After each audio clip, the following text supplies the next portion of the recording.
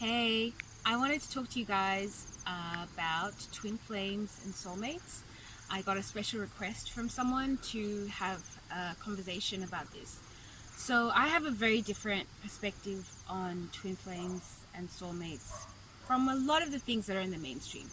Mainly because I've learned a lot about these particular types of connections through my own personal journey and personal experience.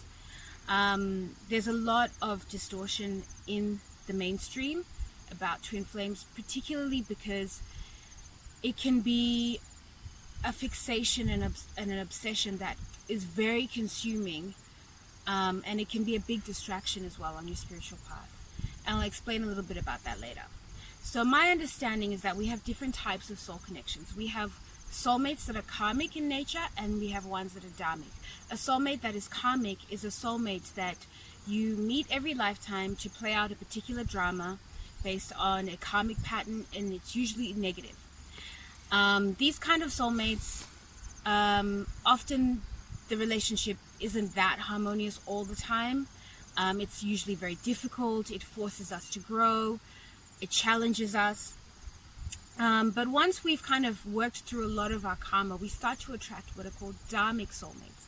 Now, a dharmic soulmate is a soulmate that is here to help you live out your dharma.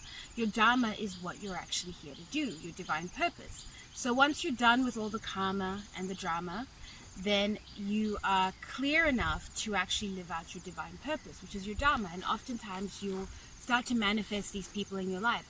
And a soulmate that's dharmic in nature, there's usually less drama. They're there to uplift you, elevate you. They're mirroring gifts that you've had mastery in for many, many lifetimes. So they're there to sort of really help you to step into your divine purpose. And they inspire you a lot of the time.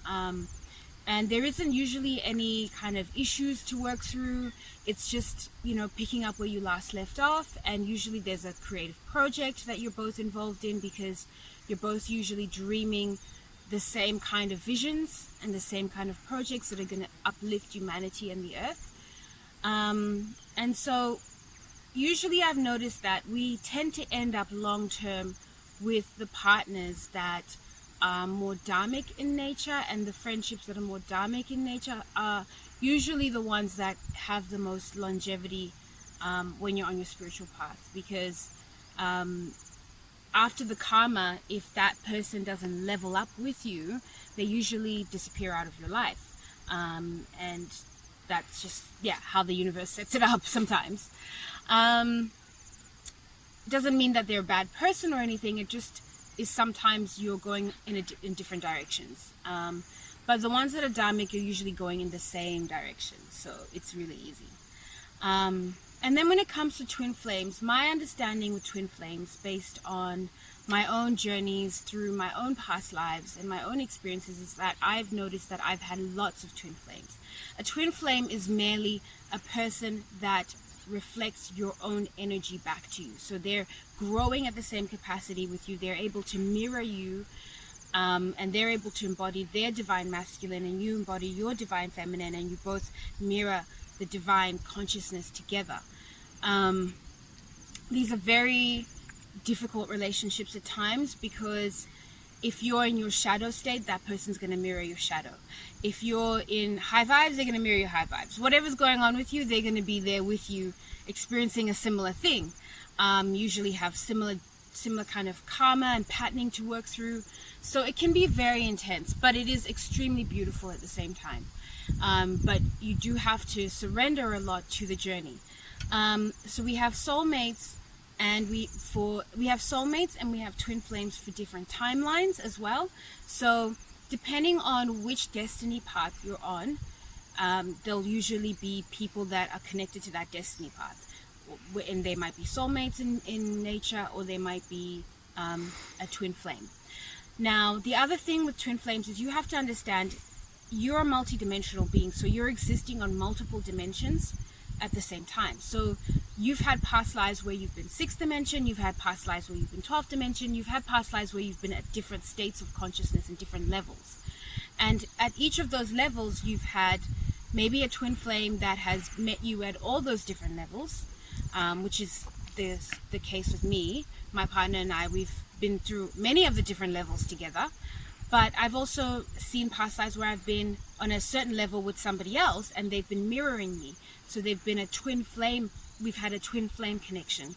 Now, when I first started my spiritual journey, there was a lot of confusion about twin flames because I've read so many things and I wasn't sure, and I just so desperately wanted to meet that person. And every guy that I met that was a soulmate, and we had maybe a telepathic connection or we could feel each other and it was very intense, I would assume that that person was my twin flame because I was just, seeking so desperately to find this person. So I went through about 3 different guys that I thought were my twin flame, and each of them were not my twin flame. And it was really devastating because I was so attached and fixated on needing to have this person.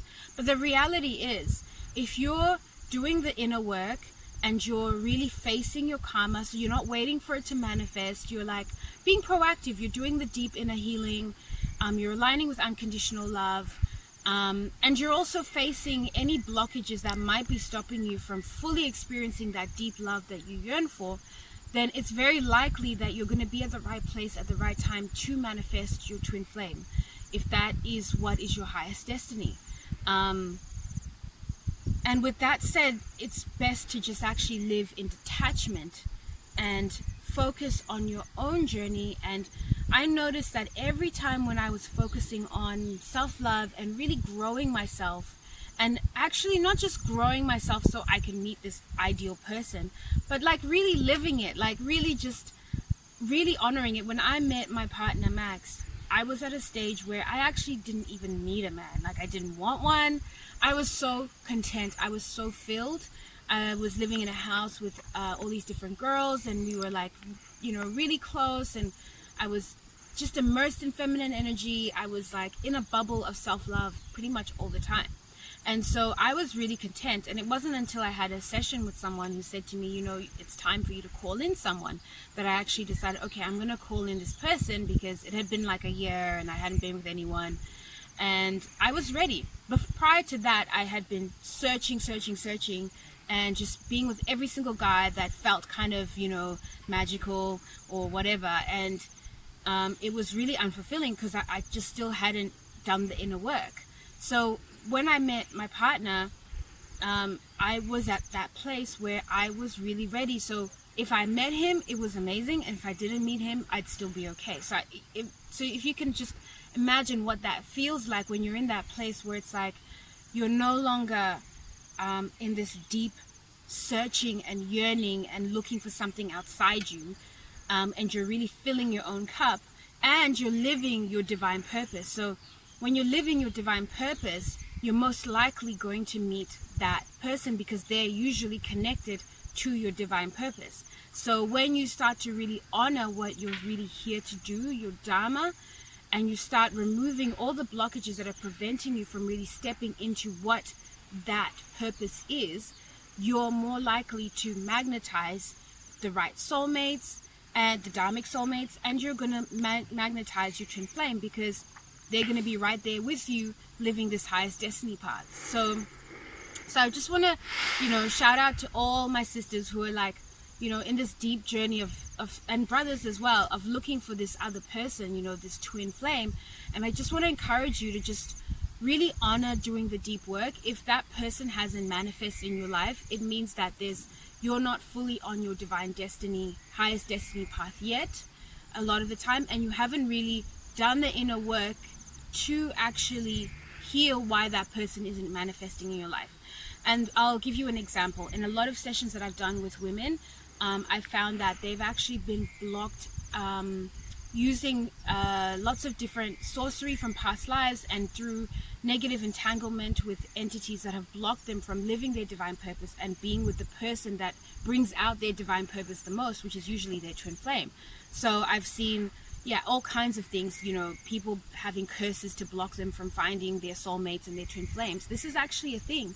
So if you feel like that is something that might be happening to you, I can definitely help you with that. I can definitely help to go through all your soul records with you and see who this person is. I mean, I can't give you their name, but I can definitely tell you more about that and what your destiny path is, and help you to align with that. And if there's any kind of blockages on higher dimensions that are stopping you from experiencing this, I can definitely help you to remove all of that so that you can actually start to manifest this person.